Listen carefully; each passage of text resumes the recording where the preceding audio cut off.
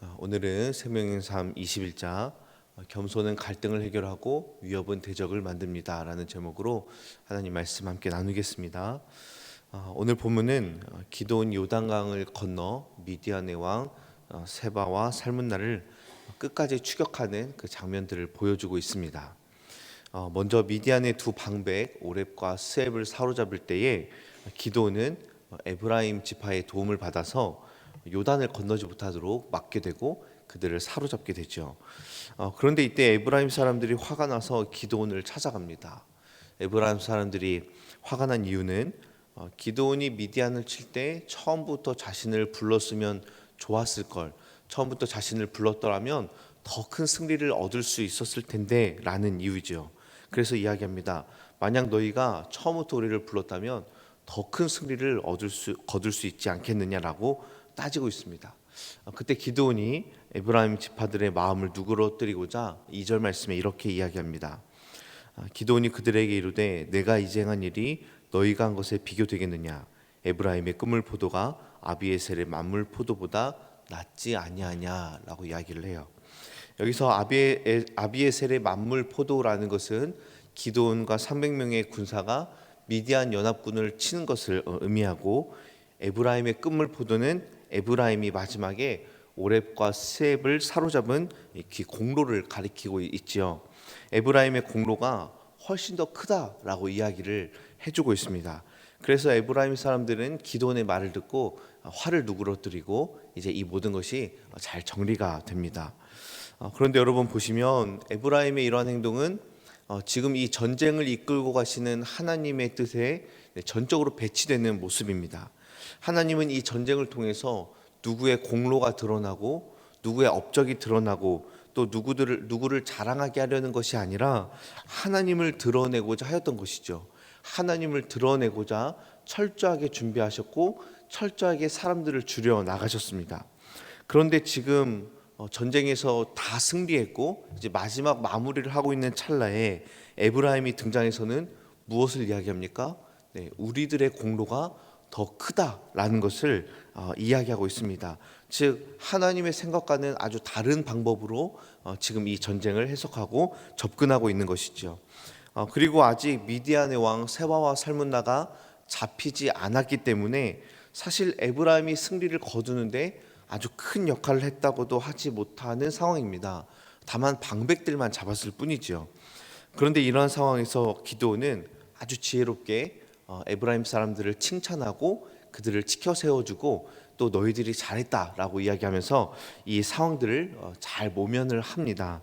중요한 것은 에브라임과 다투고 누구의 공로가 더 크냐, 누가 더 좋은 역할을 했냐, 이걸 지금 계산하는 게 중요한 게 아니라 미디안의 왕들을 잡는 일이 기드온에게는 먼저 가장 큰 일이었기 때문입니다.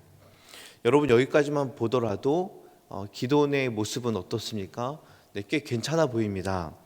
자신의 연약함이 있었지만 하나님을 믿고 담대함으로 전쟁에 뛰어들었고 에브라임 사람들의 갈등도 아주 원만하게 잘 해결을 했습니다.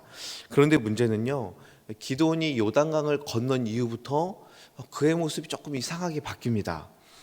먼저는 300명의 군사들이 매우 피곤하다고 말씀이 나와 있는데 기드온은 미디안의 두 왕을 끝까지 추격하고자 이 군사들을 이끌고 나아갑니다. 여러분 원래 기드온이 이렇게 적극적으로 전쟁에 뛰어들었던 사람입니까? 그러지 않았지요.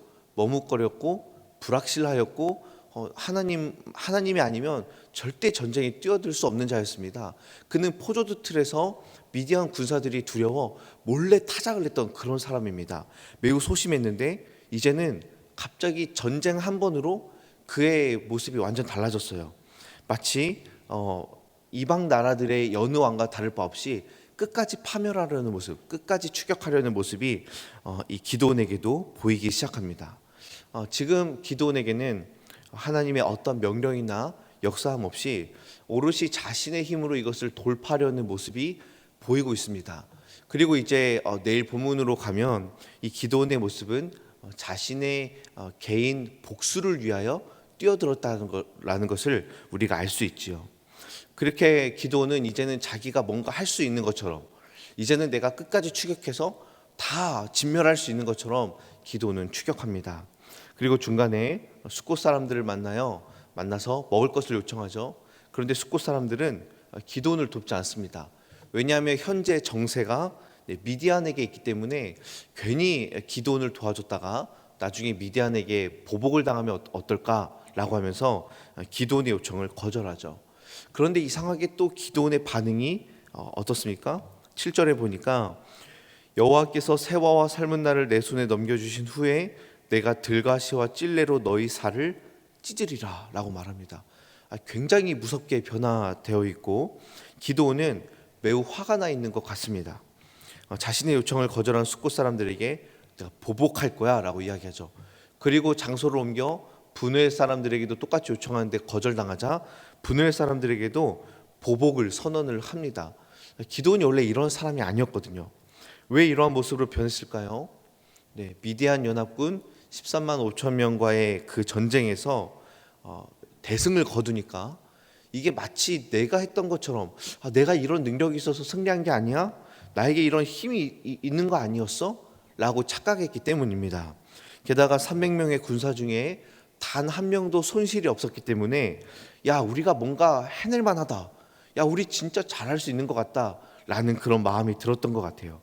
그래서 피곤하고 힘이 들어도 야 미디안의 왕을 끝까지 추격해서 우리가 죽이자라고 이야기하는 것이죠. 세바와 살문나가 함께한 군인의 숫자가 몇 명입니까? 15,000명입니다. 아직도 큰 숫자의 군대가 남아 있습니다.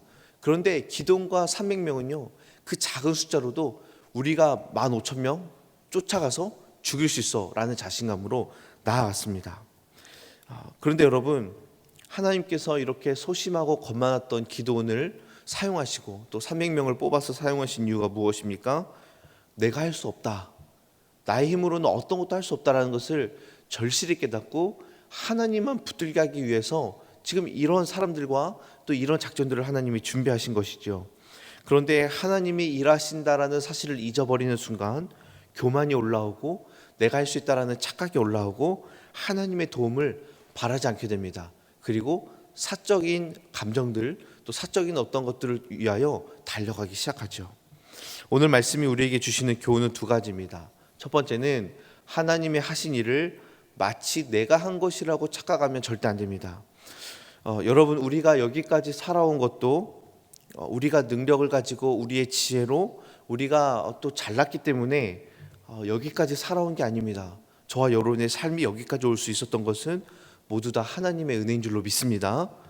어느 것 하나 주님의 은혜 없이는, 어느 것 하나 주님의 손길 없이는 하나도 된 게 없습니다. 오직 주님께서 저와 여러분의 삶을 오늘도 면밀히 살펴주시고 지금까지 매 순간순간마다 주님께서 아주 세밀하게 감당해 왔기 때문에 우리가 여기까지 온 것이지, 우리가 무엇을 잘하기 때문에, 우리가 어떤 뛰어난 것을 가지고 있기 때문에가 아님을 여러분 명심하시기를 바랍니다. 이 사실을 깊이 깨닫고 겸손해지며 하나님께 더욱더 은혜를 구하고 우리의 삶을 주님께 맡겨드리는 저와 여러분 되길 주님의 이름으로 축복합니다. 두 번째는 하나님이 허락하신 만큼 가야 된다는 사실이에요. 하나님의 계획은 미디안 연합군을 기드온의 손에 붙여주는 것이었습니다. 그런데 기드온은 분을 내면서 숫곳과 분노의 사람들에게 보복을 선언하기까지 했습니다. 기드온이 해야 할 일은 무엇입니까? 하나님이 어디까지 허락하셨으며 어디까지 전쟁을 하고 마쳐야 되는지 하나님이 말씀하신 만큼 싸우는 것이었어요. 그런데 기드온은 자신의 개인적인 사적인 감정을 통해서 숫곳과 분노의 사람들을 나중에 보복하게 됩니다.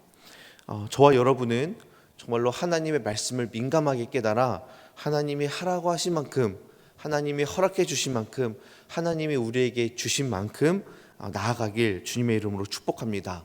더 할 수 있어도 주님이 멈추라 하시면 멈출 줄 알고, 더 가능할 것 같아도 주님의 뜻을 구하며 하나님 앞에 겸손하게 지혜롭게 나아가는 저와 여러분이 되기를 주님의 이름으로 축복합니다.